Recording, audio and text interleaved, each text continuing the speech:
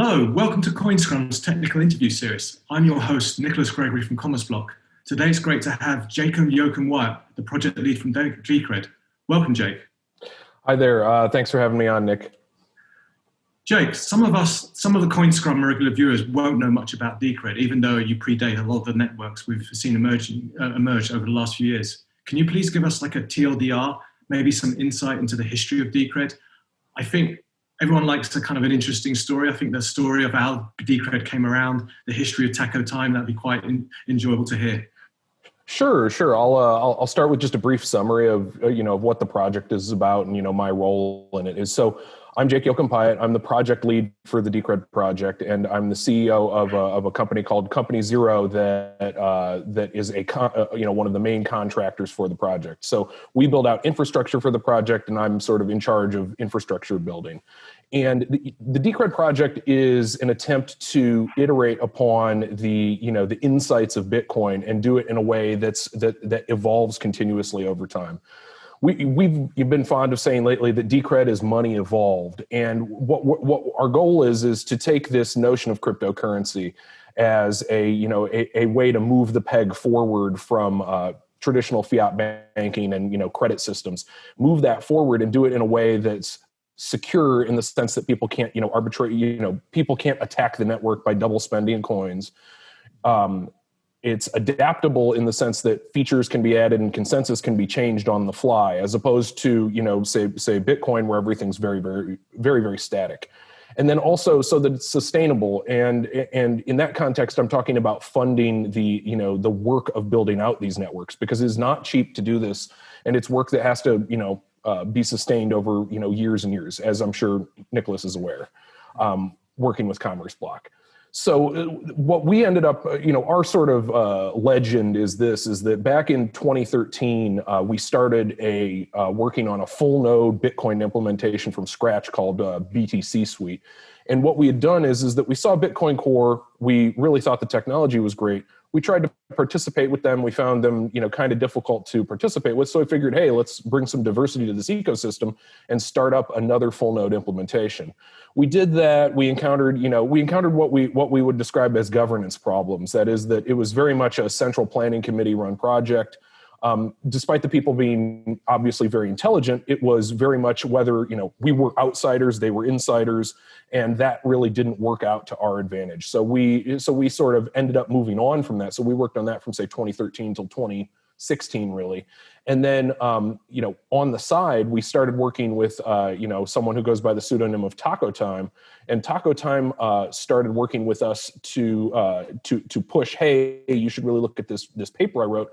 And this paper it was called Memcoin 2. And so in this paper, there were a number of things described, but the big idea in the paper that really spoke to me was the hybridization of proof of work and proof of stake. That is, you have the proof of work component and the proof of stake component, and they both do separate things. But if you interleave them, in a sensible fashion, you can actually get something that's greater than individually proof of work and individually proof of stake. You get really good incentive alignment. It solves a lot of problems where, for example, the incentive alignment with proof of work is pretty weak because miners don't have to hold coins. They can just dump it all on the market, and then they still have their power in the consensus system.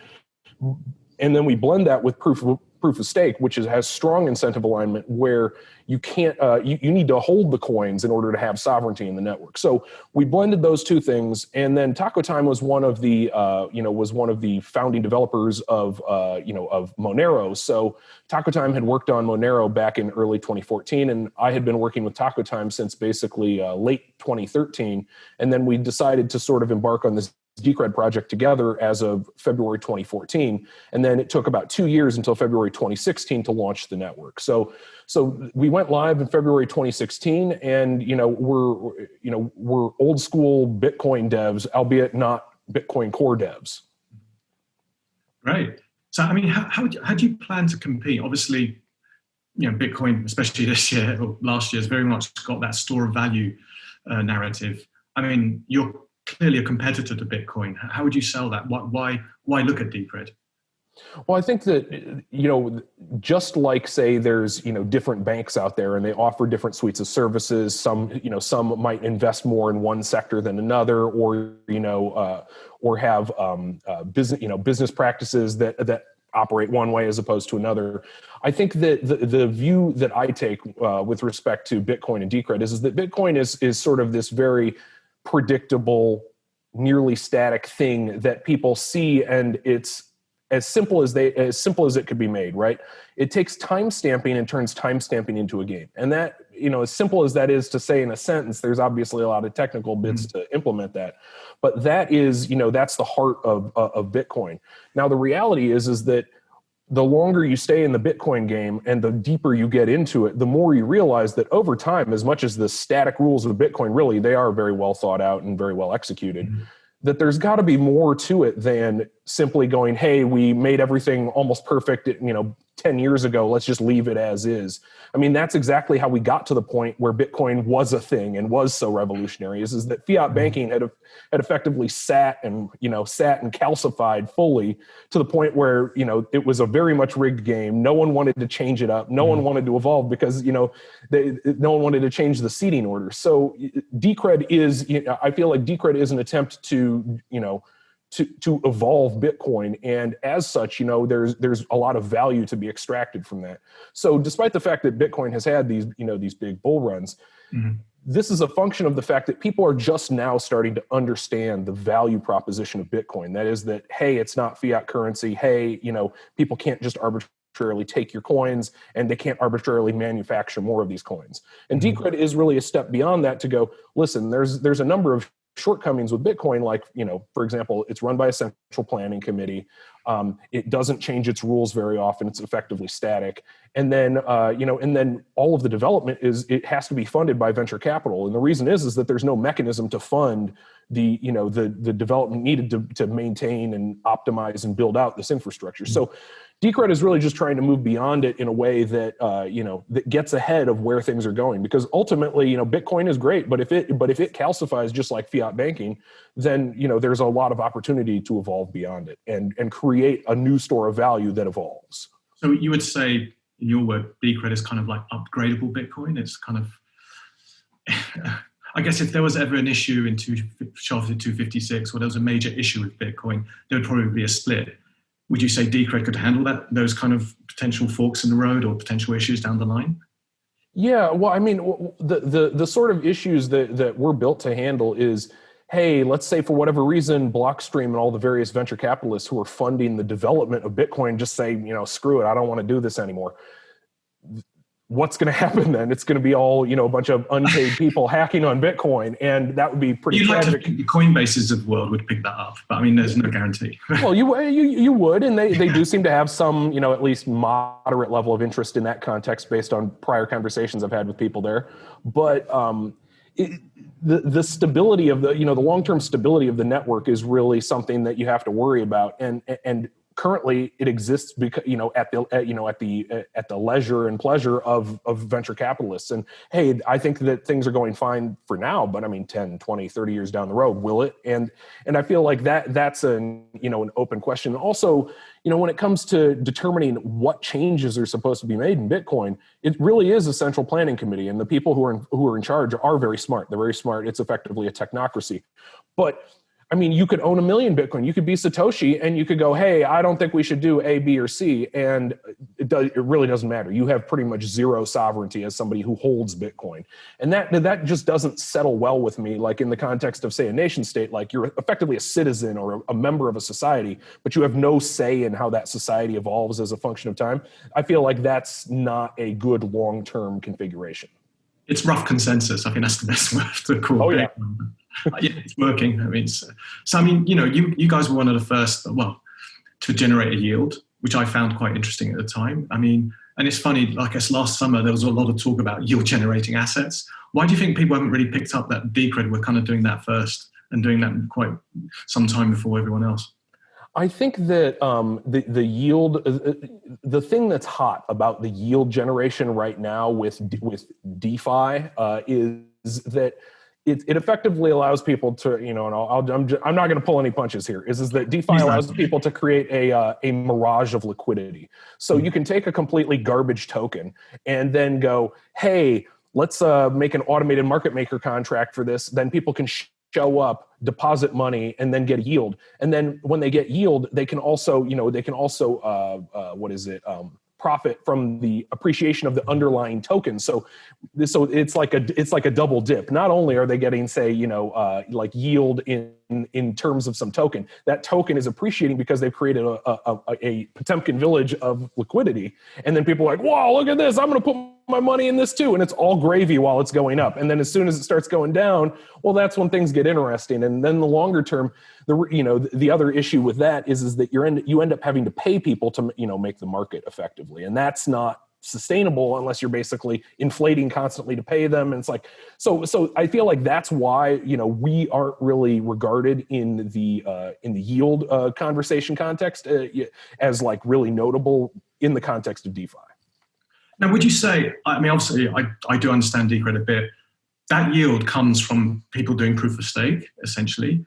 Would you say that weakens the security of Decred because you're not giving all the kind of like mining rewards to the miners? I think that when it comes to subsidies and cryptocurrency networks and consensus systems, what it really comes down to is that you really should be proof of work. If we look at proof of work, what is proof of work doing? Proof of work is saying if you do this useful thing that is verifiable by everyone else, cryptographically verifiable, then you get paid. And I feel like proof of stake is just a variation on that, where instead of the useful thing you're doing is providing this hashing power so that people can't double spend and timestamps are reliable. With proof of stake, you're saying, hey, I hold these coins and I approve of what's going on here on this chain. And that is useful in the sense that acts as effectively a second authentication factor to prevent, shenanigans on the proof of work side.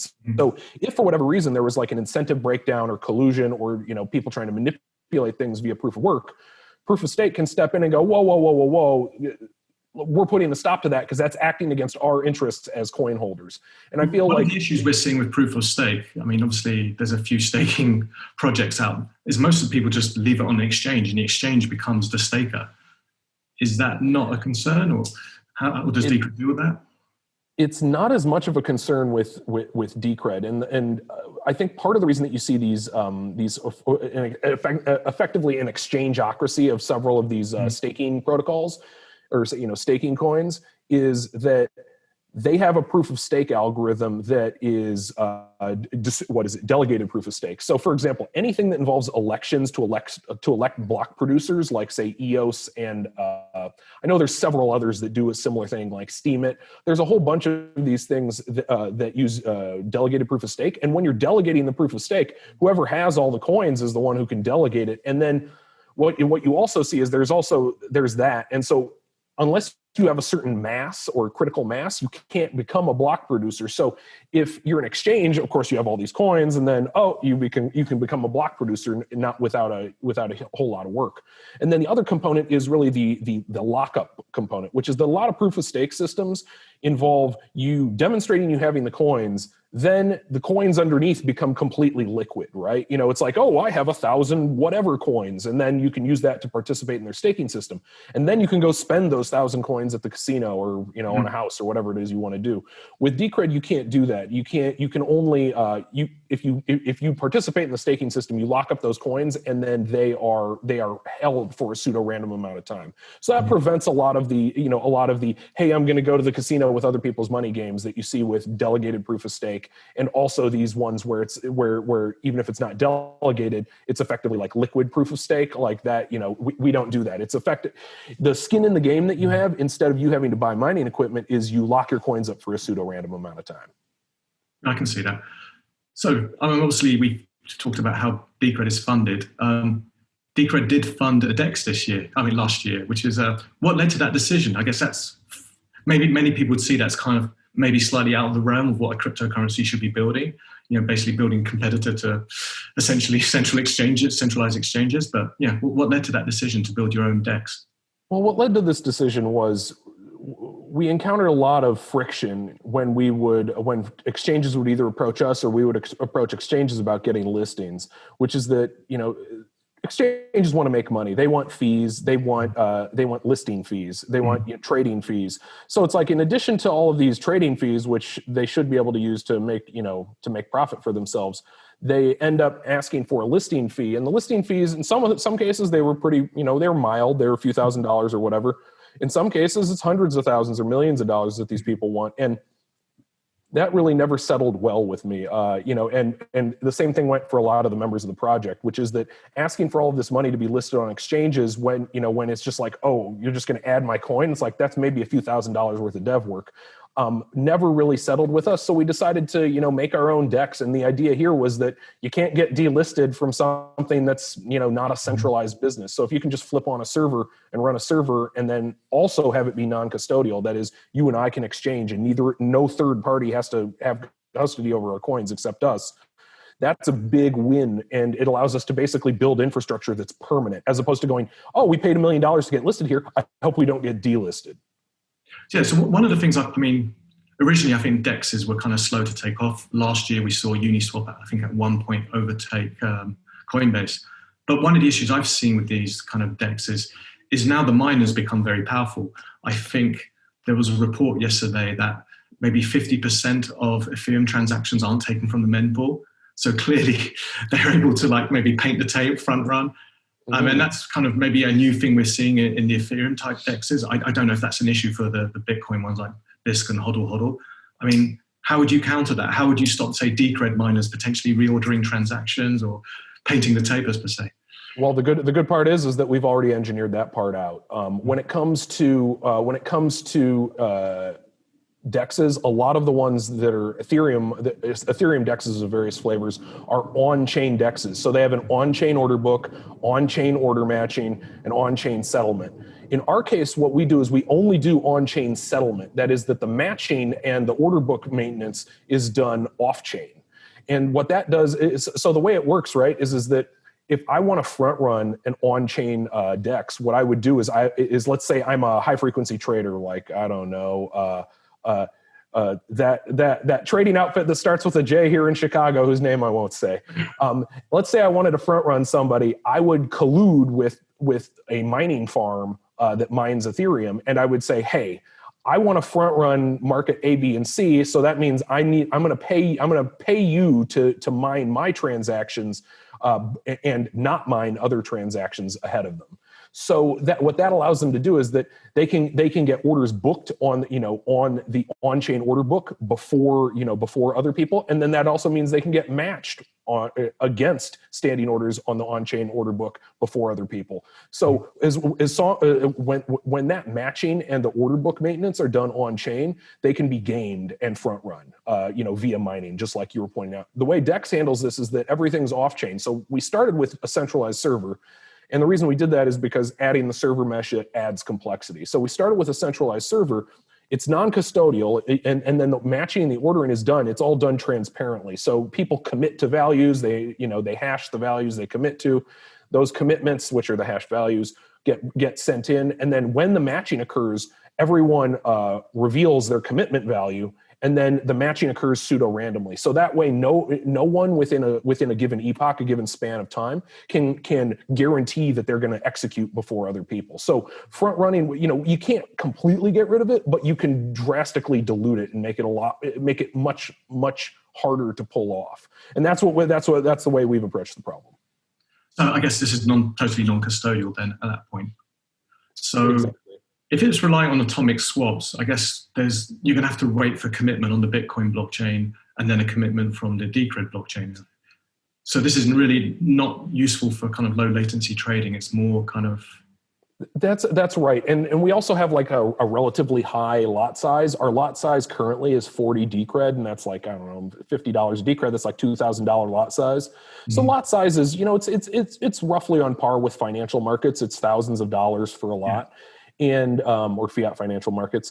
And what we then do is that when it comes to swapping, one side publishes the first part of the swap, the other side publishes the second part, and then when it comes to the redemption, both parties execute like that.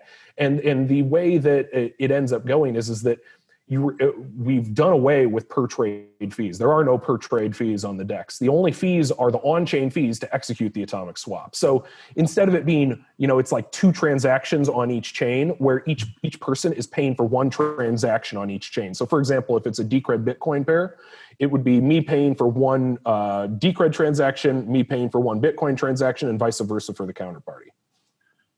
At some point, though, Bitcoin transaction fees may make this DEX hard to use. Is that we've already seen that with the recent bull run, right? Because anybody who's watched the Bitcoin market and goes like, "Oh, why isn't my transaction getting mined?" And it's like, okay, it's buried. There's like 150,000 transactions under on top of it with higher fees. That has happened, and so we've had to adapt to that. So we're actually in the process of adding logic that handles that automatically. So the hope is probably within a few months we would have logic that goes, "Oh wow, my on-chain transaction fee wasn't high enough; it's getting buried." That then you would bump the fee for that transaction, and it would be at least nominally automatic. And just like you're pointing out, sometimes the fees do get crazy. So the reason we chose the lot size of 40 Decred is to try to make the fee, 1% or under. But when the fees surge, sometimes it can become 2 or 3%. But that also creates incentives to do things like, if you're buying a lot of anything on the DEX, you would buy much larger, you would match much larger orders. Like, instead of matching 40 Decred, you might match 400. And then you can bring the fees down quite a bit if you're operating like that. And did you plan to list any stable coins? I guess having a USD pairing with Decred would probably be quite interesting for you guys. Is that something? Oh yeah. Having stable coin pairs would be great, but one of the there's caveats. Every time, as much as people think when people see stable coins, they think it's simple because it's stable. But the irony is that stable coins are anything but simple. There's really 2 ways that these things are built. In one case, you have people who custody the asset, then issue tokens. Like, Coinbase can issue USDC by, Coinbase is reliable. They can go, "Hey, I got $1 million. Here's $1 million of USDC," and you have a pretty good. You can be confident that USD exists, and you have confidence that you can swap that thing around and settle out and settle in with the USDC. And then at least I guess similarly with Tether, but there's a lot of debate on the Tether. How about a stable coin backed by Decred? Would that be something you guys look at? Well, I was actually going to touch on that, right? Which is that as much as okay, so there's the custody stable coins, then there's also the synthetic stable coins, like it's like DAI and Maker, right? So those synthetic stable coins are more complex because you have to have there has to be all kinds of mechanisms to adjust rates up and down and so on in order to maintain the stability of the peg. So doing those kinds of stable coins is challenging from a technical perspective. Maybe we'll see one on Decred, but for me it's always been a complexity trade-off. I was asked what I thought about stable coins in 2013, and I said, I think it's cool. I think it has legs, but there's an incentive problem for me if I were to do a stable coin, which is like, okay, so what do I get? Yeah. And then the other problem is that it's really complicated. Mm-hmm. So how do you plan to grow liquidity? Liquidity is obviously the key thing for any exchange. Do you have any plans to incentivize that? Well, what we've had is we've actually had a fair amount of action on the DEX. It isn't just a ghost town. So there's been a lot of buying on the DEX, and that's good to see. Not a whole lot of selling, but a whole lot of buying. And in terms of incentivizing liquidity, my goal is really to just create liquidity between the DEX and, say, Binance or other major exchanges, and do that with an eye to creating sort of a liquidity pool across all of these things, as opposed to really trying to, say having a trading competition on the DEX. We don't really roll like that because there's no fees. We're not really making any money. We're not getting any listing fees. So we can't really incentivize people to come to the casino. But what we can do is we can say, listen, this is effectively a casino that never closes. It's exceptionally fair. We're not making money on you. And we're doing this because this is the right way to run a casino, as opposed to, the way a lot of other shops have been run. Mm-hmm. And do you have any concerns about, obviously you're based in the US, the upcoming regulation? Would that be something you would have to embed so that people could use this in the US potentially? Or the impression I was given, I make a point to episodically read the FinCEN, the FinCEN and other regulatory letters. I feel like there's a huge amount of misrepresentation in the context of these letters and opinions and proposed regulations. As to the best of my knowledge, what I was to understand is that there would be a regulation that attempts to requires centralized custodial exchanges to confirm that the address that people withdraw to is theirs. That is, that they would attest and go, this address is mine. Because we never have custody, we can't force people to do any of that. Mm-hmm. So this, from a regulatory perspective, I think that, at least for now, DEXs are still acceptable because they don't have a custodian. And it seems like, I want to say it's the May 2019 FinCEN, FinCEN, I always forget what it is. It's like a opinion. They have a bunch of opinions on cryptocurrency. And that PDF has a section that explicitly exempts decentralized exchanges from basically all of the regulations that they propose, where they're like, oh, you have to do this, you have to do that, you have to report this, you have to report that.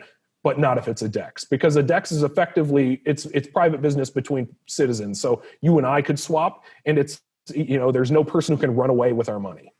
Do you think that's the key to basically design systems so it's no different than me and you meeting at the local bar and me shouting, hey, do you want to buy some Decred? And you say yes. And if you design like a kind of more than a bulletin board approach, decentralized, that's the future. That's how we're going to get out of this kind of like funky regulation.